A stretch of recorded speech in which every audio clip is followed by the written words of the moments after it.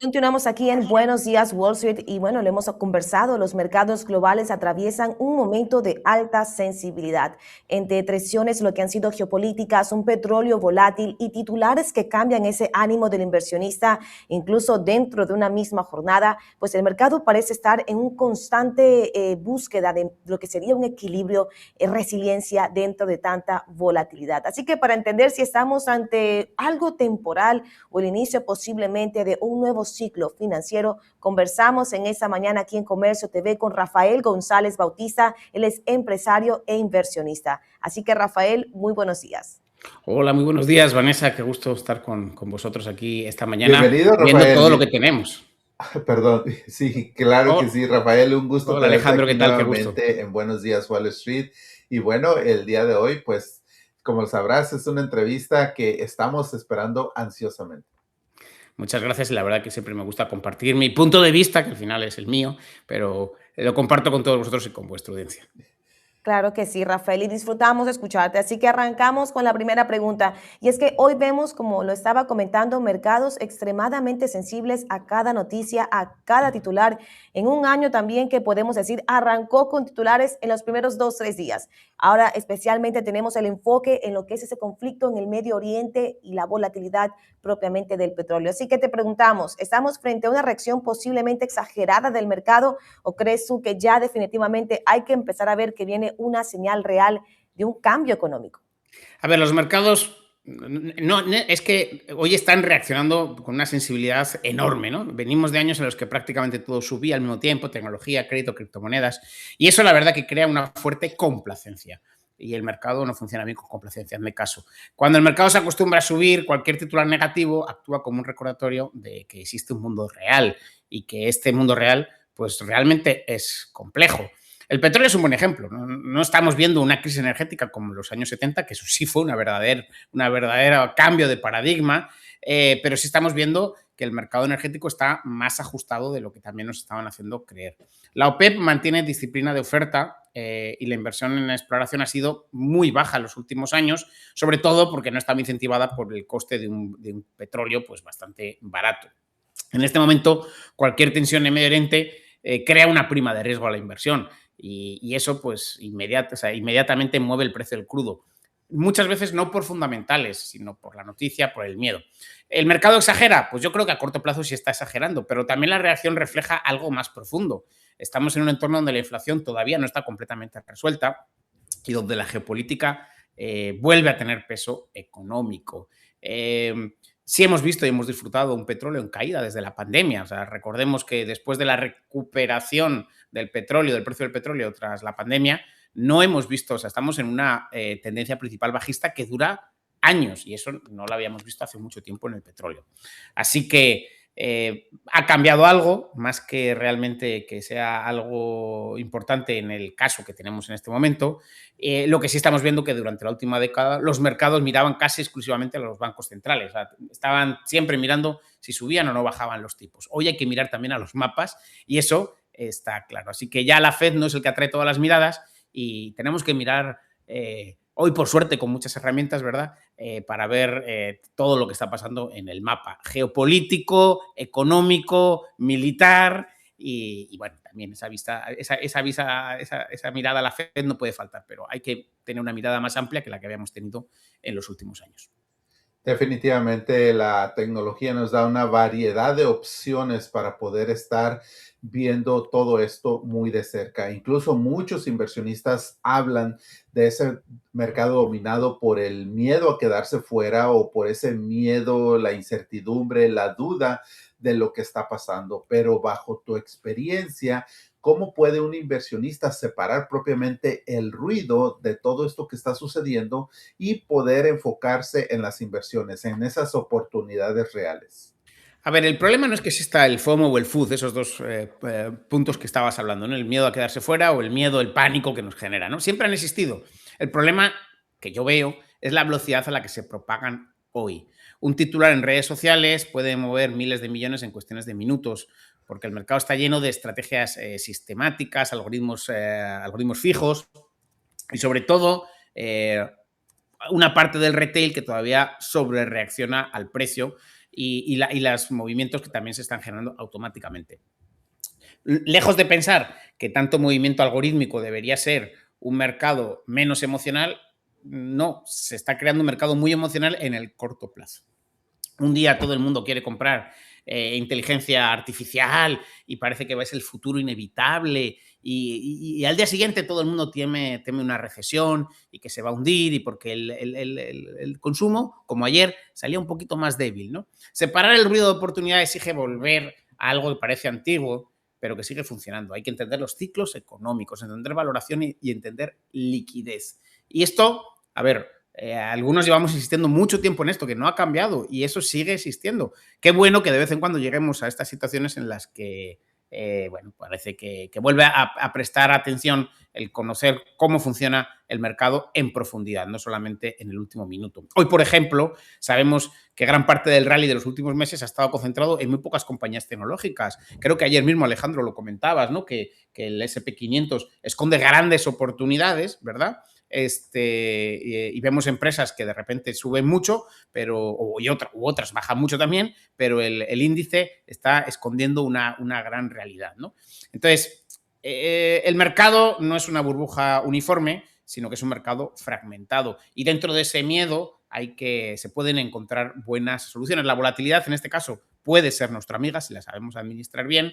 Y lo que yo doy como consejo personal más bien a la gente es que no entren en mercados inflados ni en ciertas narrativas solamente porque todo el mundo habla de ellas, que eso mueve el FOMO, pero tampoco se dejen llevar por el pánico, porque al contrario, en ese pánico, en esa caída, en esa volatilidad que produce la caída es donde se producen las mejores oportunidades. Grandes inversores lo han dicho antes, de compra cuando la sangre esté en la calle, de compra cuando el pánico esté, pero pues al final es una realidad, sobre todo cuando pensamos a largo plazo, no en los siguientes 5 minutos o la siguiente hora o el siguiente día, ¿no? Hay que pensar un poquito más a largo plazo porque es la única forma de no equivocarse o equivocarse menos, mejor dicho, en las inversiones.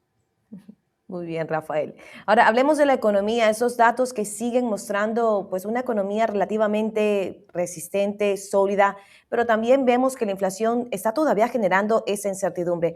¿Crees que el mercado está sobre reaccionando a ese riesgo inflacionario, Rafael, o podríamos más bien estar comentando ya en una nueva etapa de presión sobre los precios? A ver, la inflación ha bajado desde los picos de 2022, eso es evidente, el dato es numérico, está claro, pero también el mercado sabe que la parte difícil, esa parte pegajosa, además lo ha dicho Powell en cada reunión, ha estado hablando de que esa es la parte más difícil, ese último tramo. Los precios de viernes ya se han moderado bastante, pero los servicios, principalmente alquileres, seguros y salud, siguen mostrando mucha rigidez. Y eso, pues, está preocupando a los bancos centrales. Además, hay factores estructurales que no existían hace 10 años. Hay mucho más gasto fiscal, la transición energética no está tan claro y desde la pandemia se aprendió que había que reconfigurar las cadenas de suministro y más ahora, en un mundo que está realmente muy fragmentado, ¿no? Todo eso, este caldo de cultivo que tenemos nos trae un entorno pues, más inflacionario. Los bonos nunca han descartado esa situación. Si vemos el bono de 10 años, sigue teniendo bastante fortaleza, aunque ha entrado en una fase también bastante más correctiva, pero está mostrando claramente que ese miedo al gasto fiscal, el tema energético, la transición que estábamos hablando y la situación geopolítica, pues está reflejada ahí. El mercado quiere creer que estamos regresando a un mundo de inflación baja y tasas cercanas a cero. Eso no creo que vaya a pasar. Pero la realidad puede ser mucho más incómoda, ¿no? Un mundo con inflación algo más alta y tipos estructuralmente más elevados. Entonces, toda esta situación se está retroalimentando y no estamos en una situación fácil porque gran parte de las medidas tomadas por parte de la administración de Estados Unidos siguen tocando más las fibras de una inflación alta que de una caída, ¿no? Que de una bajada de inflación. Pues estamos hablando de tensiones geopolíticas, estamos hablando de aranceles, estamos hablando... Todas esas situaciones pues hace que ese dinero barato que quiere el mundo probablemente... No voy a decir que no va a existir nunca, pero va a tardar mucho en que lo volvamos a ver. Tal vez no dinero barato, Rafael, pero sí, entonces, ¿cómo proyectarías la economía en ese 2026? O sea, la pregunta propiamente para la audiencia, ¿no? Era, ¿veremos precios que realmente sí hablen, que muestren una inflación? ¿Qué es lo que tú más o menos proyectarías? Con A un ver, 2026 que hemos arrancado, ojo, hemos arrancado con grandes titulares que, como decías, sí tocan las fibras de esa economía, de ese bolsillo a la final también de ese consumidor. A ver, estamos en un año que tú sabes que está muy marcado por las elecciones de medio término y eso pues está claro que tienen un peso y en los corrillos también se comenta que gran parte de tanta actualidad que está pasando en el mundo viene también un poco por opacar todo lo que está pasando detrás de ese proceso preelectoral y electoral. Entonces, creo que todas esas medidas van a mantener ya de per se esa inflación en niveles bastante altos, pero yo creo que a lo largo de este año vamos a ver, seguir viendo esta lucha y va a ser muy difícil que estemos en esos niveles que busca la Fed cercanos al 2%. ¿Vale? Yo estoy muy convencido de que todavía este año, decía el otro día un analista que me gustó mucho la frase, se la voy a copiar, que decía, ya hemos echado el fantasma de la casa de la inflación, ya lo hemos echado, pero todavía hay que hacer una buena limpia porque todavía se esconde por los rincones, ¿no? Entonces, yo creo que todavía estamos en una situación y va a pesar a lo largo de este año. Qué bien, interesante esa información, Rafa. También quiero preguntarte en el ámbito político, porque hemos visto tensión entre España y los Estados Unidos por el uso de las bases aéreas. Incluso ha habido declaraciones contradictorias entre ambos gobiernos, lo que realmente te pregunto, ¿qué podría significar esta infase para España en términos políticos, económicos o incluso también para esa relación con los Estados Unidos? A ver, vamos a primero a entrar en esta pregunta. Tú sabes que yo no soy experto en política, me gusta verla un poco más de lejos, pero pues sí me voy a mojar porque creo que ha habido bastante ruido y está creando también movimientos en los mercados, ¿no? España y Estados Unidos tienen una relación estratégica que va mucho más allá de un episodio diplomático puntual. Estos desencuentros no son nuevos, o sea, lo tenemos muy claro que desde que se firmó el pacto de uso de las bases militares desde en el año 71. Todo el uso que se está haciendo, bueno, la posterior adhesión de España a la OTAN, creó y configuró y dio importancia a las bases de Rota y Morón, que son elementos clave en la arquitectura de seguridad del Mediterráneo, especialmente en un momento geopolítico europeo, ¿no? Que se ha vuelto más complejo con la guerra de Ucrania y la tensión creciente en Oriente Medio. Recordemos que esas bases militares gozaron de una gran importancia, sobre todo en la Guerra Fría, porque eran los puntos cercanos, pero realmente protegidos, sobre todo en el enemigo de ese momento, ¿no? que era Rusia. Cuando vemos declaraciones tensas, normalmente responden a dinámicas políticas internas. Yo lo leo todo en clave interna. O tal vez, a veces, negociación diplomática, pero tampoco veo un cambio estructural en la alianza. A ver, Estados Unidos necesita estabilidad en el flanco sur de Europa y España necesita mantener una relación sólida con Washington en un entorno global que es muy competitivo. Eso lo tenemos más que claro. La balanza comercial entre Estados Unidos y España es positiva para Estados Unidos, que eso mucha gente lo desconoce. La gente piensa que es que España vende mucho en Estados Unidos. No, España compra más a Estados Unidos de lo que le venden. Y ojo, y al estar España dentro de la Unión Europea, no es fácil imponer cambios en la relación comercial entre ambos países. Además, ya hemos visto que Trump tiene las manos bastante atadas. O sea, puede hacer declaraciones fuertes, pero de ahí a que consigan cambios no va a ser fácil. En cualquier caso, a ver, Sánchez ayer acusó a la Casa Blanca de mentir y el gobierno de los Estados Unidos hizo lo mismo sobre Sánchez. Para la mayoría de los españoles es posible que crean que la Casa Blanca pudo mentir, pero también la mayoría de nosotros también estamos seguros que Pedro Sánchez lo hizo, simplemente porque conocemos la historia del propio Pedro Sánchez, ¿no? Hoy mismo hemos visto que la fragata Cristóbal Colón ha salido para unirse a la misión de la Unión Europea para proteger Chipre. Debemos recordar que el Partido Socialista Español hizo su campaña que llevó al gobierno a Zapatero hace ya 20 años, ¿no? Con el mensaje de no a la guerra, y en ese momento el único apoyo militar que mandó el gobierno de Aznar, adivinen qué fue, exactamente, sí, una fragata, ¿no? De todos modos, considero que esto es una fricción negociadora más que un verdadero conflicto profundo, y ya sabemos que en geopolítica los titulares cambian muy rápido y las alianzas estratégicas van mucho más lentas. Esto es como ver, como hablábamos antes, ¿no? No miremos el mercado por lo que hizo ayer, sino por lo que está haciendo en los últimos años. Y esa alianza es mucho más fuerte de lo que los personajes en este momento que están al cargo de los países podrían llegar a verbalizar.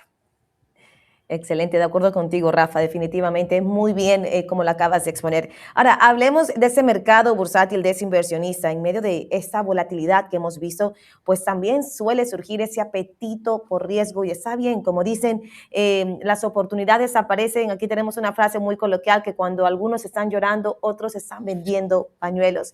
Ahora, desde tu punto de vista estratégico, ¿dónde deberían estar mirando hoy los inversionistas? Pues me encanta que me hagas esta pregunta y que volvamos a un terreno que me gusta y en el que estoy mucho más cómodo, ¿no? Porque cuando el mercado está tranquilo todo parece caro porque la confianza es alta, ¿no? Cuando el mercado se vuelve nervioso empiezan a aparecer las oportunidades. Hoy el inversor tiene que mirar más allá de las narrativas dominantes. La inteligencia artificial es una transformación real, pero el mercado ya ha descontado mucha parte del optimismo de algunas de las compañías que están involucradas en ello. Eso obliga pues, a ser bastante selectivo. Al mismo tiempo, hay sectores mucho menos glamurosos que siguen siendo fundamentales sólidos. Energía, infraestructura, materias primas estratégicas, ¿no? Áreas industriales pues, bueno, salud. Tenemos un montón de sectores que pueden sonar mucho menos glamurosos, pero que las oportunidades y sobre todo cuando los analizamos en profundidad y vemos lo que han estado haciendo en distintos ciclos, son muy buenas. El propio retail, ayer vimos resultados de algunas compañías de retail y ya vieron que fueron pues, bastante positivos, ¿no? Y luego está un vector muy interesante, los activos financieros que se benefician de un mundo más incierto como el oro o incluso Bitcoin, que estamos viendo un comportamiento muy positivo en estas últimas semanas, cuando todo el mundo ya lo daba por muerto, una vez más aparece, ¿no? Dicen que Bitcoin sí es el verdadero malo de la película, ¿no? Porque una vez que todo el mundo piensa que está malo, ahí aparece de nuevo, ¿no?